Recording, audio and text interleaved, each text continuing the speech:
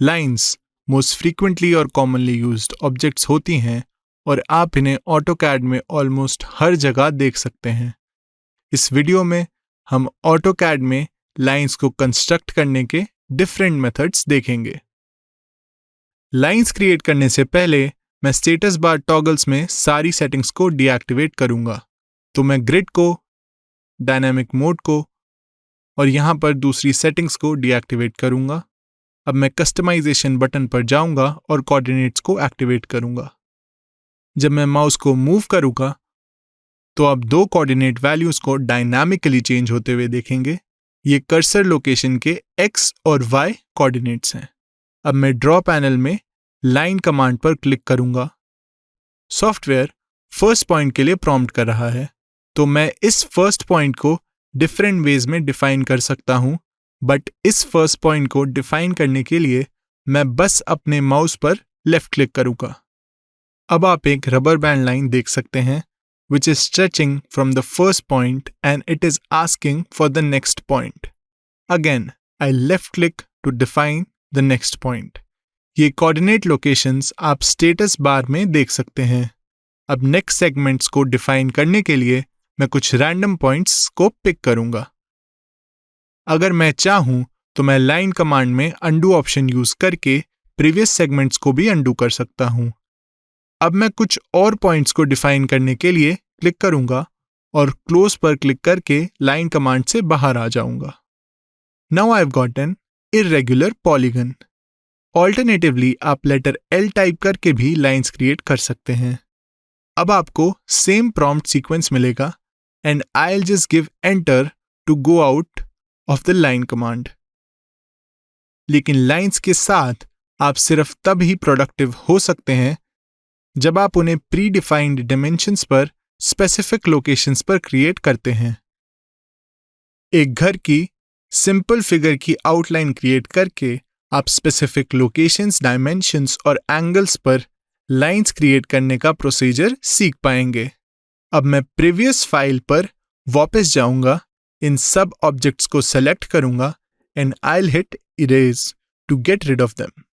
I have incorporated dimensions in this figure और जब आप dimensions देखेंगे तो आप ऑब्जर्व करेंगे कि मैक्सिमम डायमेंशन 1200 है और सारी वैल्यूज सेंटीमीटर्स में हैं।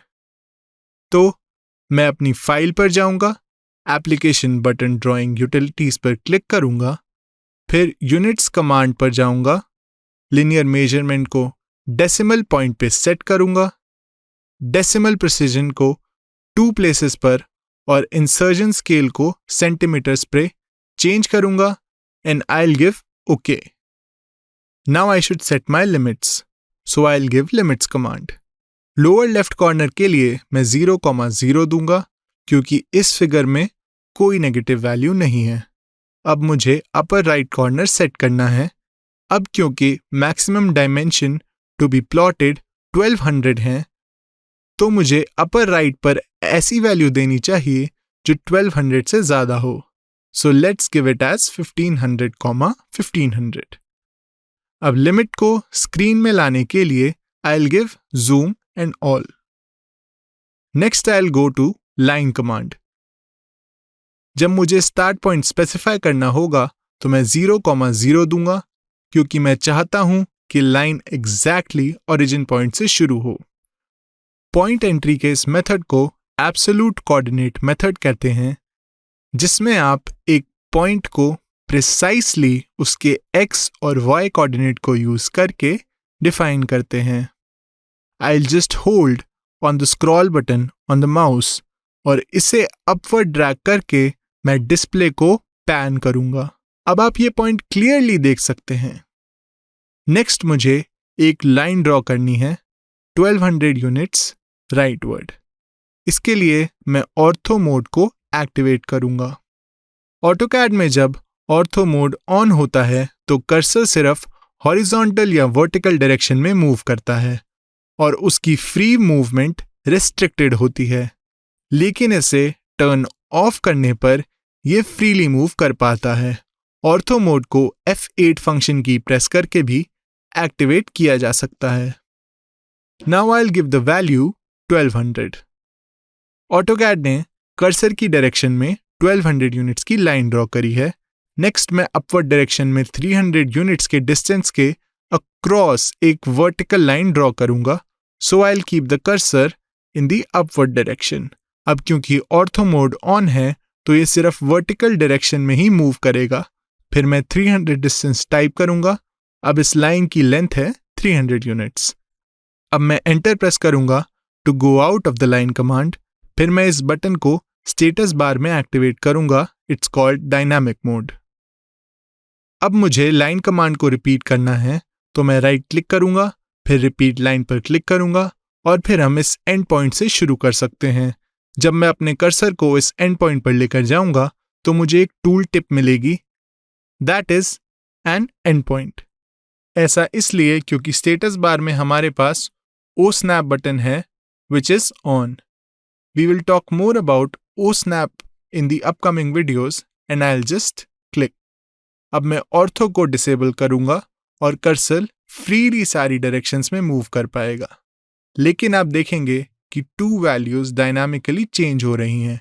लाइन की लेंथ अपडेट हो रही है और इस लाइन सेगमेंट का हॉरिजॉन्टल या एक्स एक्सिस से इंक्लिनेशन अपडेट हो रहा है। अब मुझे नेक्स्ट लाइन सेगमेंट ड्रॉ करनी है which is at 1200 units. So I will type the value 1200। अब मैं चाहता हूं कि लाइन लेफ्टवर्ड डायरेक्शन में ड्रॉ हो और मैं एंगल भी कंट्रोल करना चाहता हूं। So I will just hit the tab key. अब हम एंगल एडिट कर सकते हैं और आप देखेंगे कि जब ये वर्टिकल है तो एंगल 0 से 90 पे चेंज हो रहा है और जब ये लेफ्टवर्ड है तब 180 पे चेंज हो रहा है। अब क्योंकि मुझे लेफ्टवर्ड डायरेक्शन में मूव करना है तो मैं 180 एंगल दूंगा। अब इस लाइन की लेंथ है 1200 यूनिट्स और ये अपवर्ड डायरेक्शन में ड्रॉन है। नेक्स्ट सेगमेंट की लेंथ है 300 units and it is drawn straight down, so the angle is 90 degrees. अब क्योंकि ऑर्थो ऑन नहीं है तो डिस्टेंस के साथ आपको एंगल को भी स्पेसिफाई करना चाहिए। तो मैं डिस्टेंस दूंगा एज 300 और एंगुलर वैल्यू को एडिट करने के लिए मैं टैब की प्रेस करूंगा and I will give the angle as 90 degrees. आप देख सकते हैं कि एंगल 0 से स्टार्ट हो रहा है और 90 तक इंक्रीज हो रहा है इफ इट इज वर्टिकल, और जब वो लेफ्टवर्ड है तो वो 180 है और क्लॉकवाइज डायरेक्शन में वो 0 से स्टार्ट हो रहा है। जब वो डाउनवर्ड है तब 90 है और जब लेफ्टवर्ड है तो वो 180 है। तो हमें एंगुलर वैल्यू देनी चाहिए एज 90 डिग्रीज।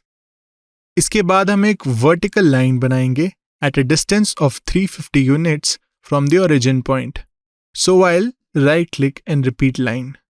जब मुझे फर्स्ट पॉइंट देना होगा तो मैं 350,0 दूंगा। मैं ये वैल्यू एब्सोल्यूट कोऑर्डिनेट्स में दे सकता हूं, so I'll give 350। आप कॉमा दे सकते हैं या टैब की भी प्रेस कर सकते हैं, then I'll give 0। तो मैंने एग्जैक्टली उसी पॉइंट से स्टार्ट किया है। ये वर्टिकल लाइन होनी चाहिए तो मैं F8 फंक्शन की से ऑर्थो मोड को ऑन करूंगा। Then I will type 300। अब लाइन कमांड से बाहर जाने के लिए मैं एंटर दूंगा। ये लाइन बन गई है। अब हम डोर की आउटलाइन क्रिएट करेंगे और मुझे इस पर्टिकुलर एंड पॉइंट से ही शुरू करना चाहिए एंड इट इज गिवन कि ये पॉइंट ओरिजिन से 125 यूनिट्स के डिस्टेंस पे है, so I can start from that point। फिर मैं 210 यूनिट्स स्ट्रेट जाऊंगा, then 100 units rightward and 200 units downward। So let's do that। I'll right click, repeat line। जब मुझे फर्स्ट पॉइंट देना होगा तो मैं 125,0 दूंगा इन एब्सोल्यूट कोऑर्डिनेट्स। मैंने इस पॉइंट से शुरू किया है। अभी के लिए हमें डायनामिक इनपुट नहीं चाहिए तो मैं इसे डिसेबल कर दूंगा और मैं सीधा वैल्यूज दे सकता हूं। 210 हाइट है, फिर मैं 100 यूनिट्स राइटवर्ड मूव करूंगा और downward again 210। So I have completed it. Next मैं इस विंडो की आउटलाइन क्रिएट करूंगा।